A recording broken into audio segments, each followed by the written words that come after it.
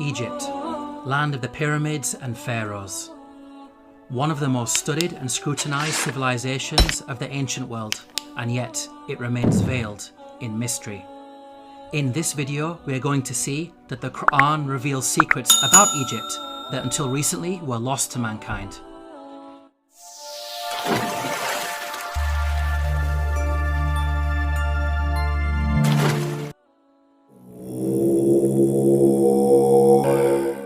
Pharaoh was a tyrant in Egypt, enslaving and persecuting the children of Israel.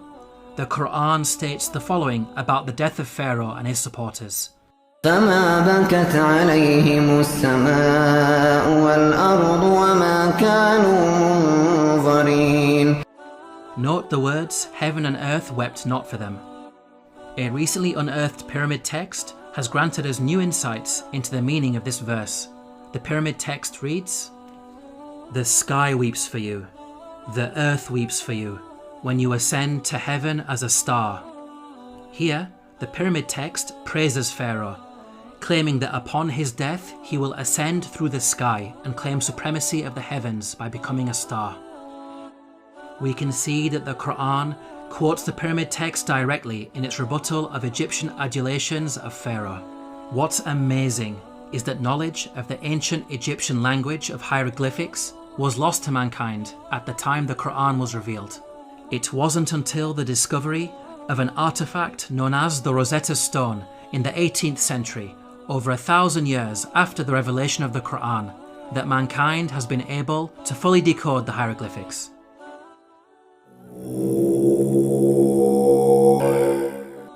When you hear the word Pharaoh, what comes into your mind? Most people think of the supreme ruler of Egypt. This is correct, but the word did not always refer to the supreme ruler. Ancient Egyptian history is divided into different periods. The word Pharaoh, Egyptian Perah, had different meanings depending on the period of Egyptian history. Historically, the word Pharaoh only started being used as a title for the supreme ruler much later in Egyptian history, during the New Kingdom period. Before this, the word meant great house and was used to refer to the royal palace. The Encyclopedia Britannica states, Pharaoh, originally the royal palace in ancient Egypt. The word came to be used for the Egyptian king under the New Kingdom. Let's now analyze the Quran's accounts about Egypt in light of these historical facts. Like the Bible, the Quran discusses the prophets Joseph and Moses, who both spent time in Egypt. Joseph is dated by scholars to either the Middle Kingdom or Second Intermediate period, well before Pharaoh meant ruler. In the story of Joseph, the Quran repeatedly uses the word king to refer to the ruler of Egypt.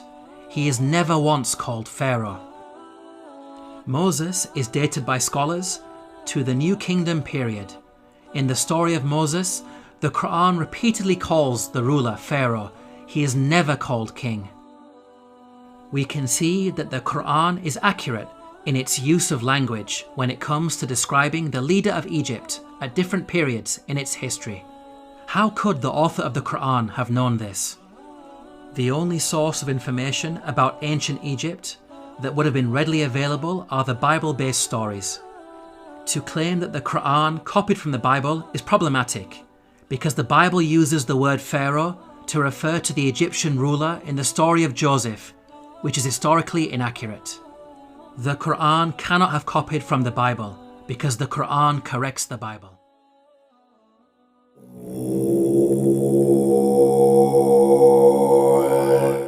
The Bible explicitly states that at the time of the Exodus, the Israelite men were vast in number. The Israelites journeyed from Ramesses to Sukkoth. There were about 600,000 men on foot, besides women and children. If we factor in the women and children, then the total number of Israelites would realistically be in the millions. This claim of a vast nation is problematic in light of other information that the Bible provides. Firstly, Pharaoh is said to have appointed 2 midwives to deliver and murder Israelite babies. The king of Egypt said to the Hebrew midwives, whose names were Shiphrah and Puah, When you are helping the Hebrew women during childbirth on the delivery stool, if you see that the baby is a boy, kill him. 2 midwives would only be sufficient for such a task if the Israelites were small in number and giving birth to a manageable number of babies. 2 midwives would not be sufficient for a vast nation of millions. Secondly, the Bible tells us that after the Exodus, God informed Israel that they would not be granted the land of their enemies straight away. But I will not drive them out in a single year, because the land would become desolate and the wild animals too numerous for you. Little by little, I will drive them out before you, until you have increased enough to take possession of the land. Note the reason for the Israelites being denied immediate possession of the land. It is said that wild animals will overpower them. Such a statement only makes sense if the Israelites were small in number and not a vast nation of millions, as the Bible claims.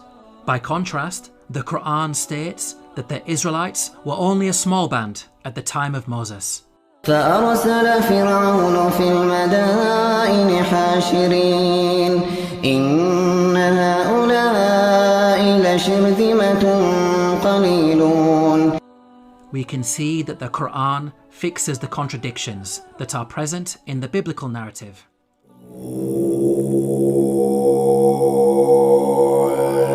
The Quran states that the punishment of crucifixion was used in ancient Egypt from the time of Moses all the way back to the time of Joseph. Now, the word crucifixion typically brings to mind the Roman cross. However, in antiquity, there were different forms of crucifixion. Professor of Archaeology David Chapman wrote, "In studying the ancient world, the scholar is wise not to differentiate too rigidly the categories of crucifixion, impalement, and suspension. Hence, any study of crucifixion conceptions in antiquity must grapple with the broader context of the wide variety of penal suspension of human beings."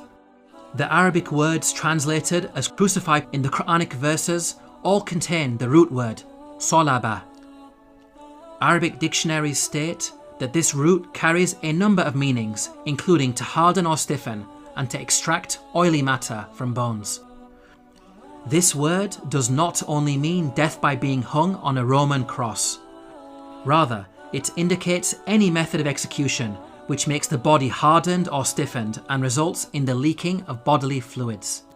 So, impalement, suspension, and the Roman cross are all included without making any distinction. Archaeological evidence shows that the ancient Egyptians used to crucify people by impalement on a stake. The following entry is taken from an Egyptian German dictionary of hieroglyphics. Note the hieroglyph which depicts an impaled man. This is a punishment that was used throughout the different periods of ancient Egypt. The Abbot Papyrus is dated to the New Kingdom period. It mentions an oath that includes impalement. He took an oath on pain of being beaten and of being impaled. The earliest evidence for crucifixion by impalement is Papyrus Bulak 18, which is dated to the early Second Intermediate period. It states, "A bloodbath had occurred with wood. The comrade was put on the stake." We can see that crucifixion by impalement on a stake was carried out during the New Kingdom period, and at least as far back as the Second Intermediate period. These time periods cover both Moses and Joseph, which shows that the Quran is historically accurate. As well as mentioning crucifixion, the Quran also narrates the following threat of mutilation made by the Pharaoh of Moses. لأقطعن أيديكم وأرجلكم من خلاف ولأصلبنكم أجمعين. Historically, we know that capital punishment in ancient Egypt became more severe with the advent of the New Kingdom period, which is the time of Moses. In fact, the specific punishment of mutilation is primarily associated with the New Kingdom period. For example, the Turin Judicial Papyrus records, persons to whom was done punishment by severing their nose and ears on account of them ignoring the good instruction said to them. These details about crucifixion and mutilation are missing in the Bible. There is a Jewish commentary, the Midrash Shemot Rabbah, which mentions Pharaoh threatening Moses with burning and crucifixion. But this is a much later work that was composed centuries after the Quran was revealed.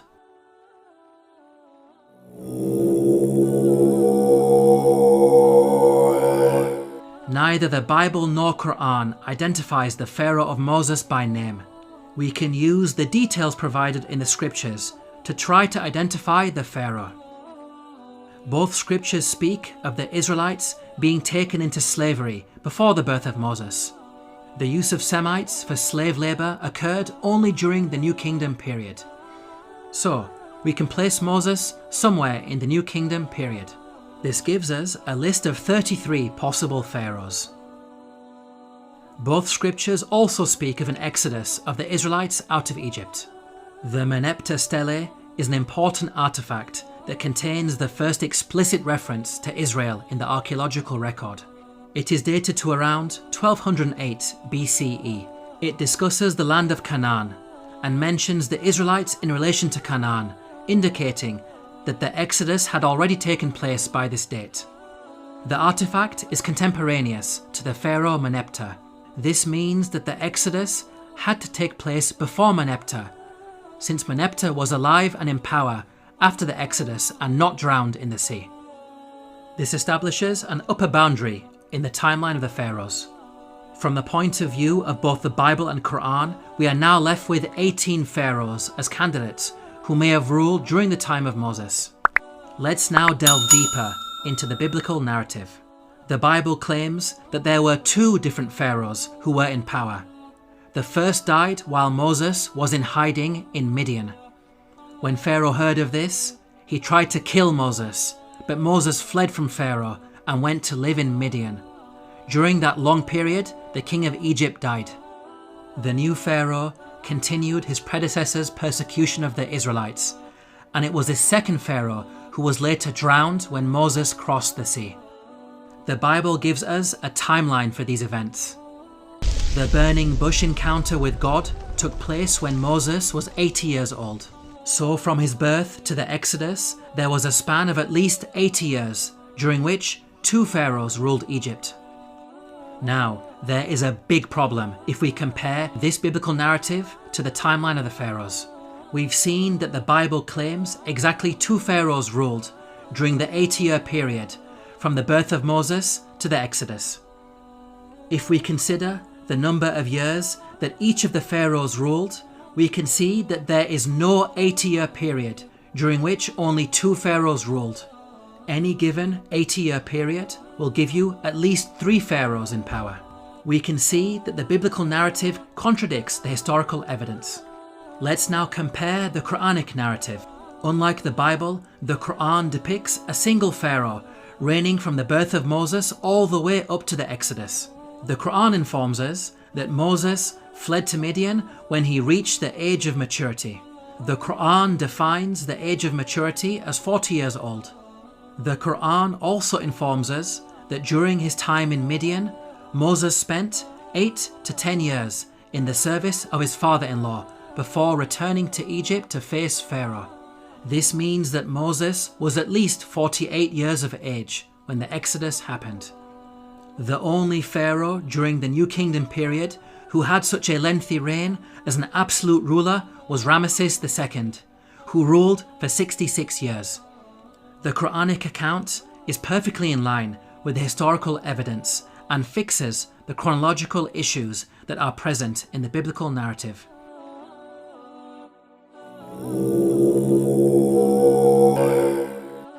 Let's now compare the life and religion of Ramesses II to the claims that the Quran makes about the Pharaoh of Moses. وَإِنَّ فِرْعَوْنَ لَعَالٍ فِي الْأَرْضِ وَإِنَّهُ لَمِنَ الْمُسْرِفِينَ. This claim that the Pharaoh of Moses was extravagant has been proven by archaeological discoveries, which show that Ramesses II was the grandest of the pharaohs. The archaeologist Peter Clayton wrote, "His genuine building achievements are on a Herculean scale." The archaeologist Eric Uphill wrote, "The palace of Ramesses was probably the vastest and most costly royal residence ever erected by the hand of man." The Egyptologist Kenneth Kitchen wrote, "Certainly, in his building works for the gods, Ramesses II surpassed not only the 18th dynasty, but every other period in Egyptian history." With regards to the religion of the Pharaoh of Moses, the Quran makes the following claim. فحشر فنادى فقال أنا ربكم الأعلى. The Quran states that the Pharaoh of Moses was arrogant, exalting himself to the position of God. Modern archaeological discoveries have proven this to be true. Ramesses II built the great temple at Abu Simbel to honor himself. Its entrance is flanked by 4 colossal statues of Ramesses II, which dwarf the statue of Ra Horakti, god of the horizon, located above it. This temple also contains an image of Ramesses II making a sacrifice to his divine self.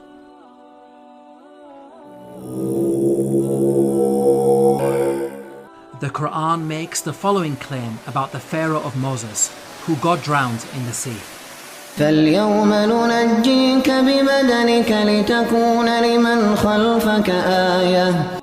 We can see that the Quran explicitly states that the Pharaoh's body will be preserved as a sign for future generations. Note that the Quran never makes such a statement about any of the other destroyed nations that it discusses, typically stating that their abandoned buildings and ruins have been made signs for later generations. This claim about a body being preserved is unique to the Pharaoh of Moses. The body of Ramesses II was discovered by archaeologists in the year 1881 CE. The mummy has been on display in the Cairo Museum, and over the last century, it has been seen by millions of tourists from all over the world. In the following documentary, Sir Tony Robinson states that Ramesses II is one of the few pharaohs whose body has survived largely intact. Just across the river from Luxor lies the famous Valley of the Kings, where Ramesses himself was buried. His mummy was discovered in 1881. One of the few pharaohs whose body has survived largely intact.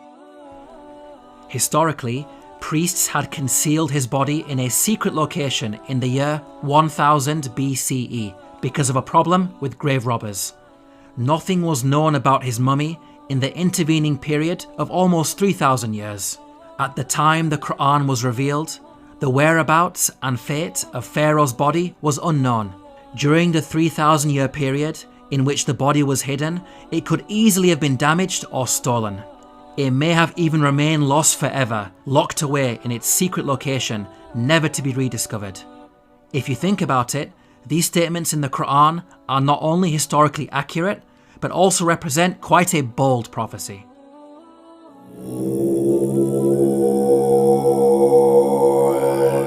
The Bible informs us about a series of plagues that God brought upon Egypt. The book of Exodus informs us that the first 6 of these plagues are as follows. First, the Nile was turned into blood. Second, masses of frogs. Third, swarms of mosquitoes. Fourth, swarms of flies. Fifth, the death of livestock. Sixth, boils on people and animals. Now at first glance, this series of plagues in the biblical narrative may seem random and unrelated. However, the Quran sheds light on these events. The Quran states the following about the divine punishments against Egypt. فأرسلنا عليهم الطوفان والجراد والقمل والضفادع والدم آيات مفصلات فاستكبروا. Notice the first punishment mentioned by the Quran, a flood. This is an important detail that is not found in the Bible. This punishment of a flood actually explains the 6 seemingly random and unrelated plagues in the biblical narrative. A flood would result in high concentrations of red earth entering the Nile River and causing a blood-like colour, killing fish and making the water undrinkable, as described in the biblical narrative. This phenomenon is attested to historically, as recorded by a Middle Kingdom Egyptian sage. See, the river is blood. One shrinks from other people and thirsts for water. The rest of the biblical plagues are also easily explained as a consequence of the flood. Frogs, mentioned in plague number 2, are known to fill the land after Nile floods. The death of the frogs recorded in the biblical narrative can be caused by contamination of anthrax that was carried over from the rotting fish. Mosquitoes, mentioned in plague number 3, proliferate after Nile floods, as the pools of water left over from the flooding would have allowed them to overbreed. Swarms of flies, mentioned in plague number 4, would be brought about by the massive death of frogs on the land.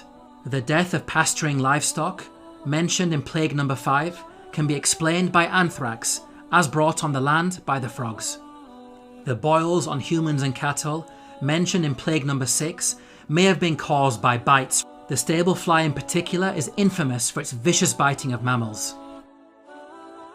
We can see that the Quran's mention of a flood easily explains the biblical plagues, which are not random as initially appears to be the case, but in fact a series of interrelated events.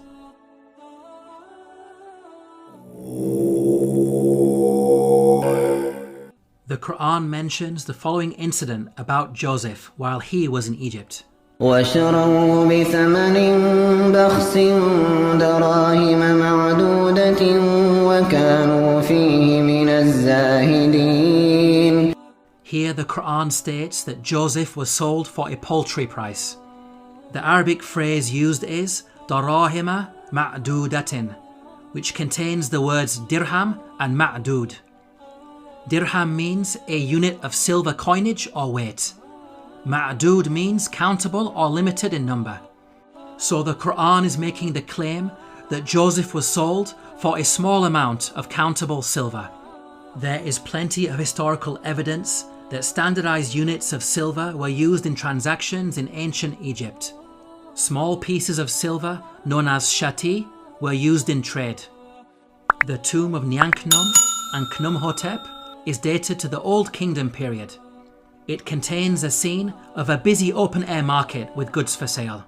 Cubits of cloth, for example, are said to be sold for 6 shati. The Rind mathematical papyrus is dated to the Second Intermediate period. It discusses the relative values of gold, silver and lead in terms of shati. Small silver bars bearing the name of Pharaoh Tutankhamun have been dated to the New Kingdom period. They are inscribed with a hieroglyphic which states Tutankhamun, ruler of Heliopolis in Upper Egypt. Until recently, historians believed that the minting of precious metals was a later Greek invention. These recent Egyptian archaeological discoveries have forced historians to completely revise their understanding of coinage in the ancient world. How is it possible that such knowledge was revealed in the Quran nearly 1,500 years ago? The Bible mentions that Joseph was sold for 20 of silver. However, this sale is said to have taken place with some Arabs outside Egypt. By contrast, the Quran states that the sale took place inside Egypt. So, the Bible could not have been used as a source by the Quran. It is in fact the Bible that contains historical errors when it comes to coinage. For example, the Bible makes the claim that a gold coin known as the darik was used at the time of King David.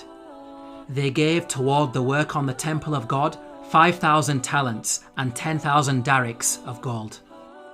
As historians point out, the darik is named after the Persian leader Darius the Great, who lived hundreds of years after King David. The Jewish Encyclopedia acknowledges this error.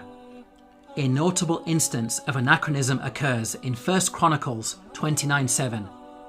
Gold dariks, coins which were not struck before the time of King Darius I, i.e. more than 400 years after David.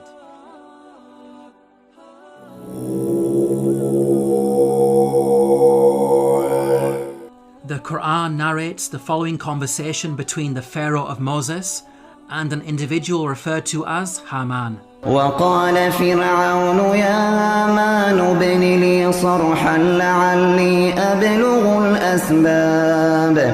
أسباب السماوات فأطلع إلى إله موسى وإني لأظنه كاذبا. Here Pharaoh commanded Haman to build a tower that would allow him to reach the heavens. It's important to understand that Pharaoh's intention was not to literally scale a tower to reach the sky. Rather, it's a reference to the Egyptian belief that after death, the Pharaoh would ascend from earth to heaven, taking his place among the gods. As we covered earlier, the author of the Quran had an awareness of ancient pyramid texts that detailed such beliefs. Egyptian monuments housed the bodies of dead pharaohs. These monuments acted as a bridge between this world and the next. They were filled with religious writings that served as instructions to help the dead pharaoh ascend to the heavens. Hence, the person in charge of constructing such a monument for Pharaoh would not only need to be skilled in architecture, but also highly knowledgeable in religion, a builder-priest of sorts. Let's now turn to history to see if we can identify an individual known as Haman, who was both a builder and a priest. Earlier we concluded that Ramesses II was the pharaoh at the time of Moses, so we will focus on this time period. A block statue in the Egyptian Museum of Munich contains a biographical account of the life of a high priest named Baken Khonsu. In his own words he states, "I am one truly reliable, useful to his Lord, who performs beneficent deeds within his temple. I being principal chief of works in the estate of Amun, I erected obelisks of granite stone whose tops reach to the sky." Here, Baken Khonsu tells us that he served the pharaoh in two ways, first by performing rituals in the temple, and second as chief architect. In fact, Baken Khonsu was an architect extraordinaire, being one of the greatest in all of ancient Egypt. He is responsible for constructing the Temple of Amun at Karnak, a monument that remains one of the largest religious structures ever created by man. With regards to the priesthood, Baken Khonsu informs us that he had a very long and illustrious career. "I was a third prophet of Amun for 15 years. I was a second prophet of Amun for 12 years. He appointed me high priest of Amun for 27 years. Here Baken Khonsu is stating that he served the god Amun throughout his priestly career. Amun is the name of an Egyptian deity who rose to prominence during the New Kingdom period. By the time Baken Khonsu died, he had been a priest for many decades, having served Ramesses II as high priest throughout his reign. Both Ramesses II and Baken Khonsu were contemporaries who died around the same time. What about the Quran's mention of Haman? How does it relate to Baken Khonsu? Baken Khonsu referred to himself by the title High Priest of Amun. The actual phrase in the hieroglyphics is Ham Nata Tapi Amana. The word Ham literally means servant, and Amana is how you articulate the name of the god Amun in Egyptian.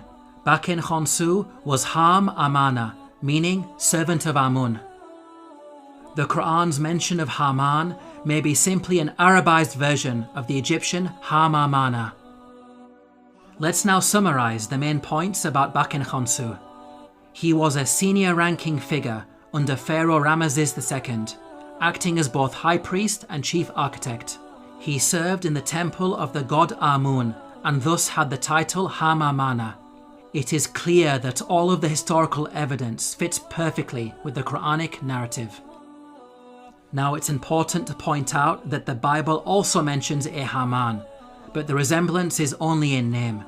The biblical Haman served under a Persian king and bears no relation to the Quranic Haman of Egypt.